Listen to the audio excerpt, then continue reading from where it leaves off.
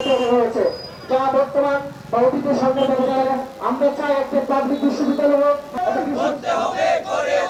যৌক্তিক দাবি medical college যেটি আছে সেটি আমাদের যে দাবি সেটি হচ্ছে আমাদেরকে পাবলিক বিশ্ববিদ্যালয় দরকার। আমরা এই মেডিকেল কলেজের শিক্ষক সাদা করতে হবে পাবলিক বিশ্ববিদ্যালয় করতে হবে মেডিকেল কলেজ চালাতে হবে করতে হবে করতে হবে করতে হবে করতে হবে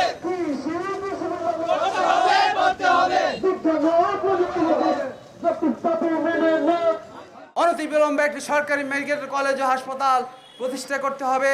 সেই সাথে কৃষি প্রধান ব্রাহ্মণবাড়িয়ায় অনতিবিলম্বে একটি কৃষি বিশ্ববিদ্যালয় স্থাপন করতে হবে। বিজ্ঞান প্রযুক্তি বিশ্ববিদ্যালয়ে আসুক, কারণ বর্তমান বাংলাদেশ শুধু বাংলাদেশ না সারা বিশ্বই হচ্ছে যে প্রযুক্তি নির্ভর। রেমিটেন্সের সবচেয়ে বেশি আসে, কিন্তু দুর্ভাগ্যের বিষয় আমরা ব্রাহ্মণবাড়িয়াবাসী সব দিক থেকে বঞ্চিত।